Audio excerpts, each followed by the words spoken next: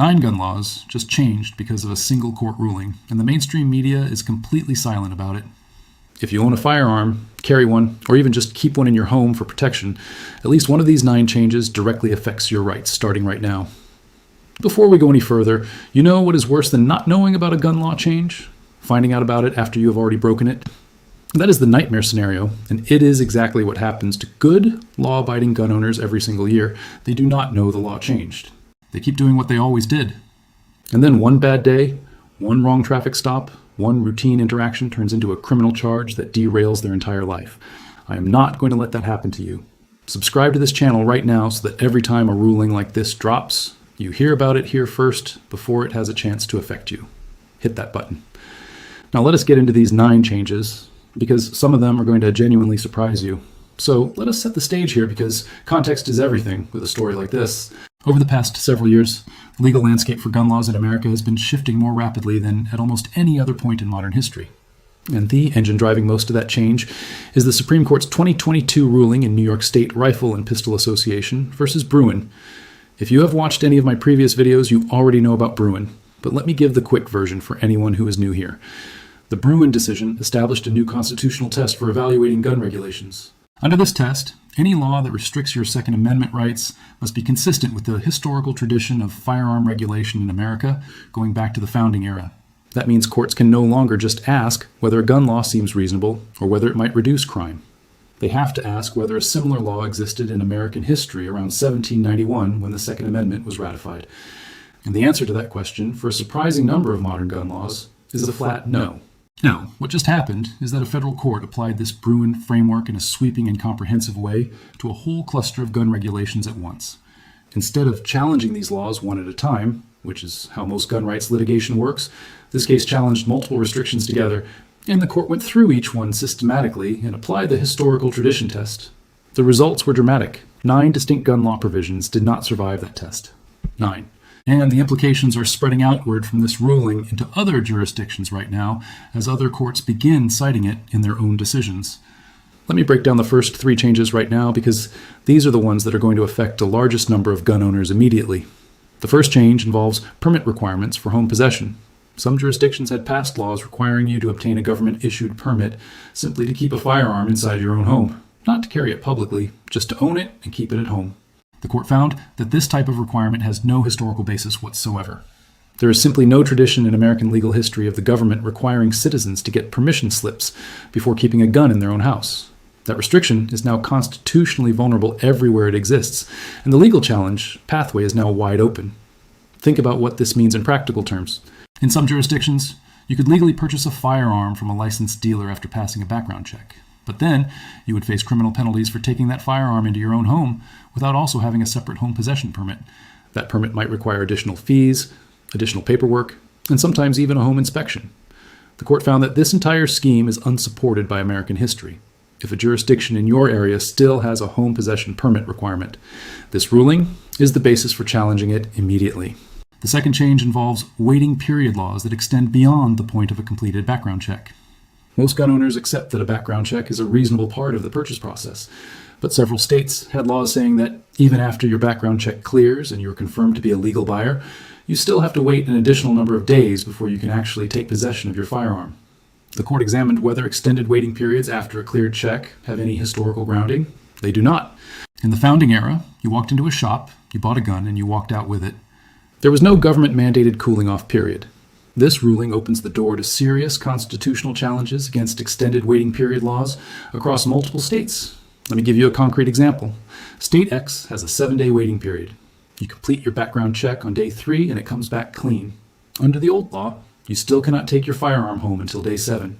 The court said that those extra 4 days, after the government already knows you are legal to buy, have no historical foundation. The government cannot point to any law from 1791 that forced a citizen to wait extra time after their eligibility was confirmed. So that extended waiting period is now constitutionally suspect. Attorneys in states with such laws are already filing challenges. The third change is one that affects a huge number of gun owners who carry for self-defense. It involves restrictions on carrying firearms in broadly defined sensitive places. Now, everyone agrees that certain specific locations should be gun-free zones. Courtrooms, polling places, and schools are examples where historical precedent for restrictions does actually exist. but some states had passed laws defining sensitive places so broadly that virtually every public space in an urban area became a prohibited zone. Parks, public transit, sidewalks near government buildings, entertainment venues, and dozens of other locations were swept into these sensitive place designations. The court found that such sweeping definitions of sensitive places have no historical support and effectively nullify the right to carry in public that Bruen explicitly protected. If you're finding this breakdown valuable, wait until you see what I have coming next. I'm putting together a complete video that gives you the specific legal language you need to understand and assert your rights when law enforcement asks about your firearm during any kind of stop or encounter. The words you use in those moments matter enormously. Subscribe right now so you do not miss that video when it drops. It could genuinely be the most practically important gun law content you have ever watched. Now let us get into the next 3 changes, because this is where things start to get really interesting, and also where I think the most surprising developments are hiding. The 4th change involves firearm transfer restrictions between immediate family members. Some states had passed laws requiring background checks and formal transfer processes, even when a parent wants to give a firearm to their adult child, or when siblings want to transfer a family heirloom firearm between themselves.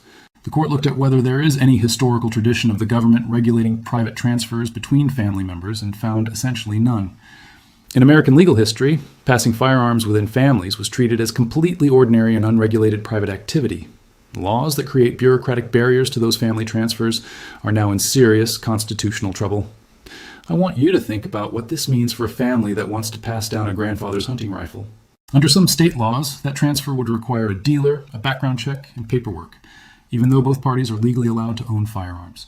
The court said that is not how the Second Amendment was understood at the time it was written. Families transferred firearms freely. The government did not insert itself into those private transactions. So if you live in a state that criminalizes family transfers without dealer involvement, this ruling is your legal foundation to challenge that law. The 5th change is one that I personally found the most striking when I was researching this ruling. It involves registration requirements. Several jurisdictions have passed laws requiring gun owners to register their firearms with the government, sometimes annually, sometimes with fees, and sometimes with requirements to present the firearm for inspection.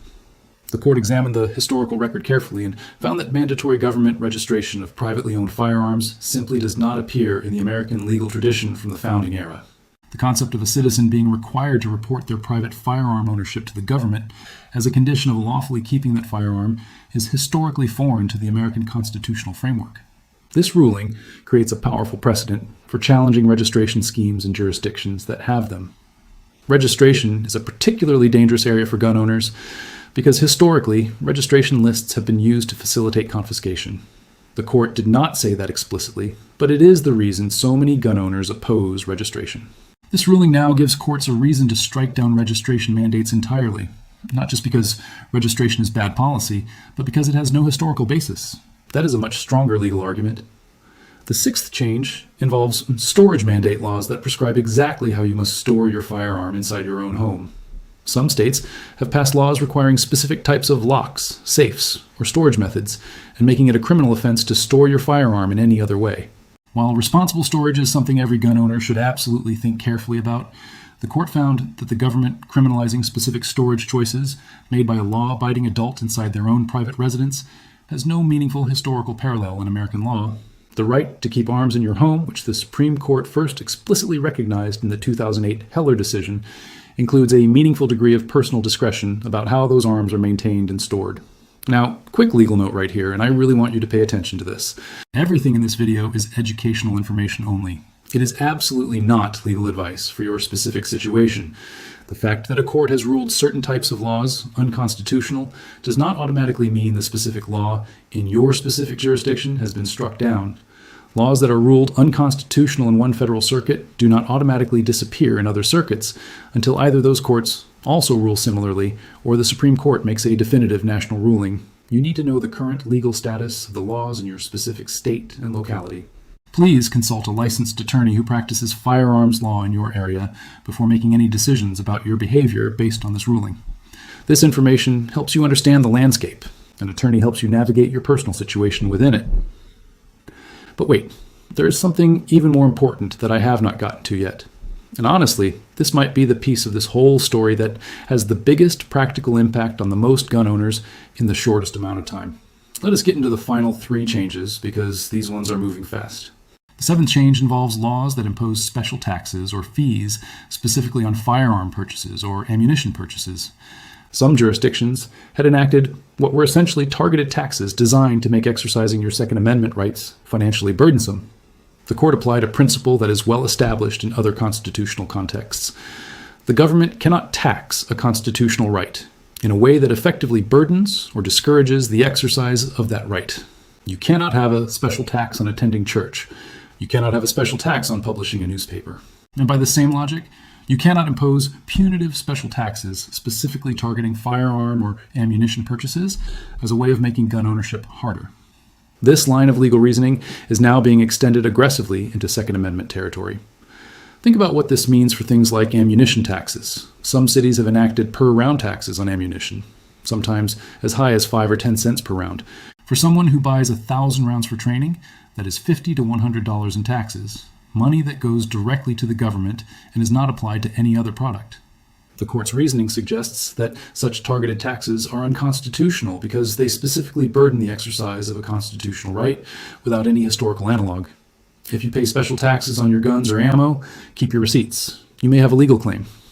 The eighth change involves restrictions on commonly owned firearm accessories that have no historical analog as a regulated category. This one is more nuanced, so let me be precise. The court did not rule that all accessory regulations are unconstitutional. What the court found is that regulations targeting specific accessories that are in common use by law-abiding Americans for lawful purposes cannot be justified by vague public safety arguments when there is no historical tradition of the government regulating that category of item. This creates legal pressure on a range of accessory restrictions that states have passed in recent years. Examples of accessories that might be affected include certain types of grips, stocks, muzzle devices, and even some optical sights, if they are singled out for special regulation. The key is that the accessory must be in common use for lawful purposes.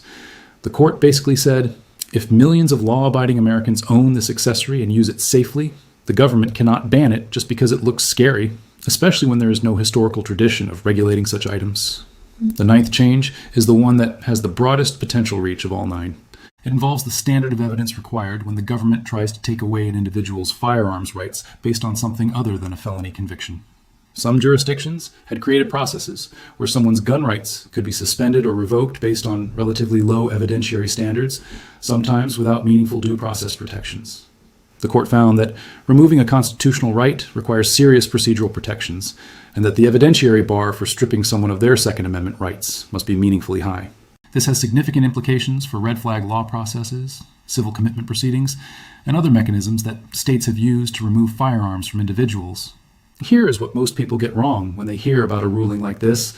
They assume that because 9 laws were found unconstitutional in this case, those 9 laws are now automatically gone everywhere in America. That is not how the federal court system works. This ruling is directly binding in the jurisdiction where the court sits. It is influential, meaning other courts will look at it seriously in courts across the country. But it only becomes nationally binding law when the Supreme Court either takes up the issue directly or when enough circuit courts rule the same way that a national consensus develops. What this ruling does right now is dramatically accelerate the legal challenges to these types of laws in every other jurisdiction.